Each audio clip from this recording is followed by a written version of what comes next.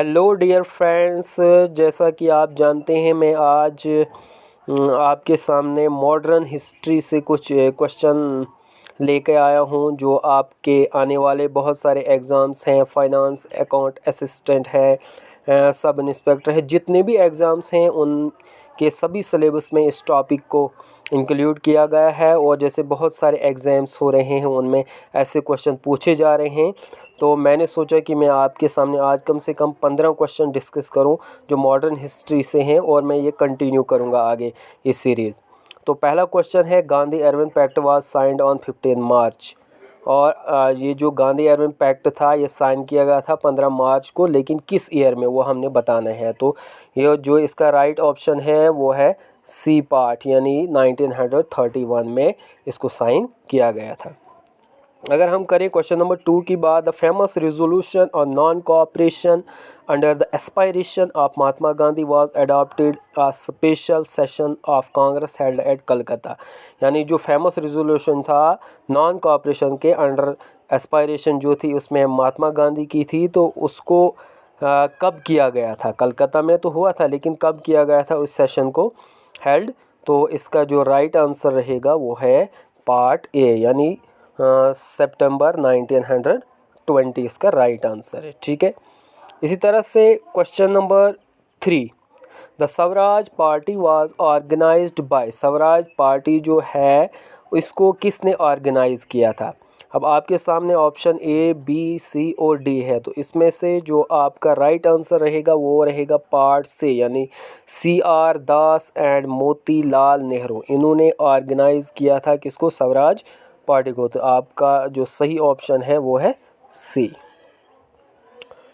अब question number 4, what session did Congress declared complete independence, जिसको हम पुराना स्वराज भी कहते हैं, एज इट्स गोल।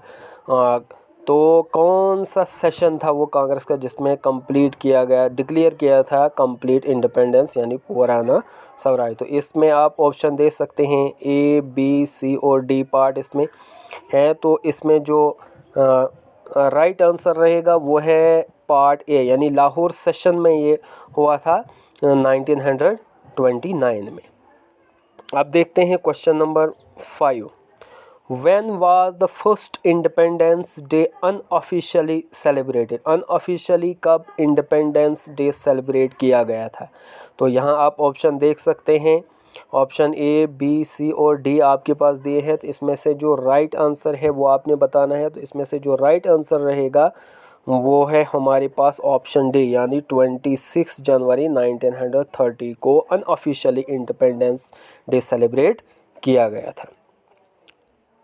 इसके बाद है question number 6, who was the British prime minister who convened the first round table conference in London? कौन सा ब्रिटिश प्राइम मिनिस्टर था जिसने पहली राउंड टेबल कॉन्फ्रेंस जो थी लंदन में क्या किया था, उसको कन्वेंट किया था? तो ये थे हमारे एक तो है चर्चिल, आराम से मैकडोनाल्ड है, चैम्बरलेन है, डिज़रेल है। तो इसमें से आपने देखना है कि सही ऑप्शन क्या है। जैसे आप देख सकते हैं ऑप्शन बी इसका राइट आंसर है। तो राम से मैकडोनाल्ड जो थे ब्रिटिश प्राइम मिनिस्टर उस वक़्त थे।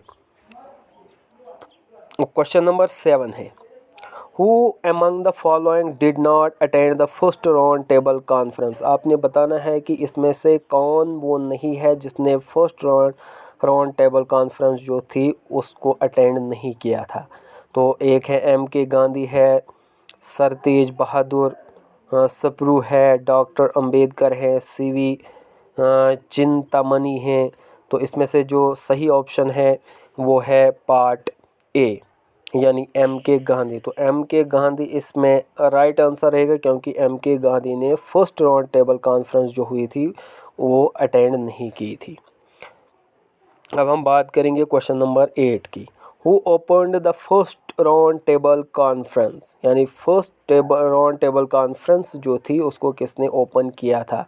तो यहाँ पे आप ऑप्शन देख सकते हैं, इसमें से जो क्या नाम है किंग जॉर्ज वी है, MK गांधी हैं, लॉर्ड एरविन हैं, रॉमजे मैकडोनाल्ड हैं। तो इसका सही आंसर जो है वो है पार्ट ए, यानी किंग जॉर्ज वी जो थे उन्होंने पहले ओपन किया था किसको, फर्स्ट राउंड टेबल कॉन्फ्रेंस को। अब क्वेश्चन नंबर 9 है, historic fast by Gandhi came to an end as a result of the, जो हिस्टोरिक फेट गांधी की थी वो कब एंड हुई। अब आपने देखना है कि पहला पार्ट है पूना पैक्ट, बी पार्ट है आपका इशू ऑफ वाइट पेपर, तीसरा है जो आपका सी पार्ट रहेगा वो है गांधी एरविन पैक्ट, और डी पार्ट है अराइवल ऑफ साइमन कमीशन। तो इसमें जो राइट आंसर रहेगा वो है पूना पैक्ट, पूना पैक्ट इसमें राइट आंसर रहेगा। क्वेश्चन नंबर 10 है, my strongest bulwark is gone lamented Gandhi ji on the death of, यानी ये किस पे उसने बोला था गांधी जी ने, क्या गोपाल कृष्ण गोखले, मोतीलाल नेहरू, फेरोज शाह मेहता, बाल गंगाधर तिलक, यानी इसमें से आपने बोलना है कि सही ऑप्शन कौन है, तो वो है बाल गंगाधर तिलक, गंगाधर तिलक, यानी डी पार्ट इसका राइट आंसर है। क्वेश्चन नंबर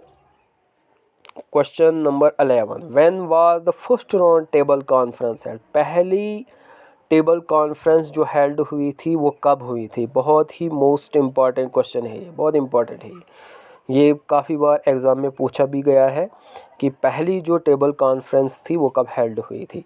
तो इसका जो राइट आंसर रहेगा वो है पार्ट सी, यानी 1930 में क्या पहली टेबल कॉन्फ्रेंस जो वो हेल्ड हुई थी। क्वेश्चन नंबर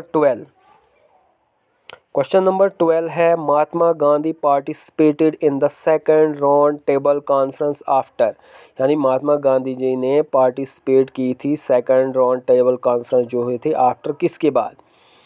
आपने ऑप्शन ए बी सी और डी चारों को आपने पढ़ना है, उसमें से आपको यहाँ पे मैंने पहले ही आंसर जो है ए पार्ट दिया है नीचे।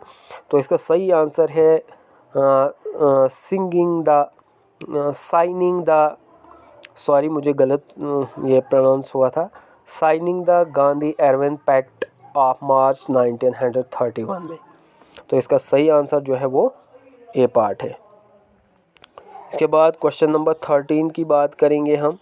तो क्वेश्चन नंबर 13 है, इन 1930 में Mahatma Gandhi started the civil disobedience movement from, कहाँ से शुरू की थी 1930 में गांधी जी ने सिविल डिसओबीडियंस मूवमेंट को, वारदा से, सेवाग्राम से, साबरमती से या डांडी से। तो इसका सही आंसर जो है वो डांडी से गांधी जी ने जो सिविल डिसओबीडियंस मूवमेंट थी उसको शुरू किया था। तो इसका साबरमती से शुरू किया था। तो इसका सही जो राइट आंसर रहेगा वो रहेगा C part Sabarmati, SBR Sabarmati से, ठीक है, साबरमती से। Question number 14, the idea of incorporating safeguards in the Indian constitution was inspired by, जो आइडिया था इनकॉर्पोरेट करने का सेफगार्ड हिंदुस्तान के आईन में, तो वो किसका वो आइडिया था। थर्ड राउंड टेबल कॉन्फ्रेंस का, गांधी एरविन पैक्ट का, विजिट ऑफ साइमन कमीशन का या पूना पैक्ट। तो इसका जो सही आंसर रहेगा वो है पार्ट सी, यानी विजिट ऑफ साइमन कमीशन। इसके बाद question number 15, match the list first with list, match the list I with match you with you and select the correct answering using the codes given below the list। अब आपने क्या करना है, यहाँ पे आपने कोडिंग दी हुई है, आपने इनको मैच करना है। तो अगर हम इनको मैच करेंगे तो जो हमारे पास thrice president Gokhale of Indian कौन है इसमें, यानी अगर हम 3 की बात करेंगे तो ऑप्शन 1 जो दादा भाई नौरोजी हैं वो क्या 3 बार प्रेसिडेंट रहे हैं। तो इस तरह से अगर आप इनको मैच करोगे इसका सी पार्ट आंसर रहेगा, सी पार्ट आंसर रहेगा। Question number 16, who founded the All India Harijan Samaj in 1932? 1932 में किसने बुनियाद डाली थी ऑल इंडिया हरिजन समाज की? बहुत इम्पॉर्टेंट क्वेश्चन ये भी है। तो इसका जो सही आंसर है वो पार्ट सी है, यानी महात्मा गांधी ने। ठीक है,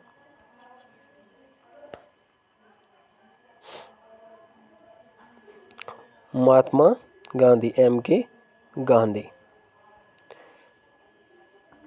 क्वेश्चन नंबर 17 है, to which personality Gandhi ji gave the title Deen Bandhu? दीन बंधु किसको टाइटल दिया था, किस पर्सनैलिटी को गांधी जी ने दिया था? तो श्री अरबिंदो, CF एंड्रयूज, विनोबा भेव या CR दास? तो जो सही आंसर है वो है CF एंड्रयूज। CF एंड्रयूज जो है वो राइट आंसर है इस क्वेश्चन का। Question number 18, which of the following leaders died as a result injuries sustain during the protest demonstration against the Simon commission? ये क्वेश्चन बहुत इंपॉर्टेंट है। ये क्लास 4th के एग्ज़ाम में भी पूछा गया था, जो 27 को जो शिफ्ट थी उसमें ये क्वेश्चन पूछा गया था। तो बहुत सारे बच्चों को ये आता भी होगा और बहुत सारे बच्चों ने इस क्वेश्चन को मिस किया था। तो इसका जो सही आंसर है वो है D part, Lala Lajpat Rai. Question number 19, who gave the slogan इनकलाब जिंदाबाद? इनकलाब जिंदाबाद का नारा किसने दिया था? ये भी बहुत ही इम्पोर्टेंट क्वेश्चन है। तो इसका जो सही आंसर है वो है भगत सिंह। भगत सिंह ने नारा दिया था इनकलाब जिंदाबाद। तो ये रहेगा इसका ए पार्ट जो है, डी पार्ट जो है वो सही आंसर रहेगा इसका। क्वेश्चन नंबर 18 का डी पार्ट है और क्वेश्चन नंबर 19 का जो इनकलाब जिंदाबाद है इसका आंसर जो है वो है भगत सिंह। अगर हम क्वेश्चन नंबर 20 की बात करेंगे तो who said that the exploitative nature of British rule was bleeding India white? तो ये किसने कहा था? तिलक ने कहा था, दादा भाई नौरोजी ने कहा था, ए.ओ. ह्यूम ने कहा था, एनी बसंत ने कहा था? तो इसका सही जो है आंसर वो है दादा भाई नौरोजी। तो आज मैंने आपको 20 क्वेश्चन कराए यहाँ से, और मैं आपको मज़ीद 50 to 100 क्वेश्चन और ये जो मॉडर्न हिस्ट्री है वहाँ से और कराऊंगा, जो जो इम्पोर्टेंट क्वेश्चन बनते हैं। तो आखिर में आपसे रिक्वेस्ट है कि अगर आपने मेरे चैनल को सब्सक्राइब नहीं किया है तो ज़रूर मेरे चैनल को सब्सक्राइब कीजिए और मज़ीद वीडियो के लिए बेल आइकन को भी दबाइए।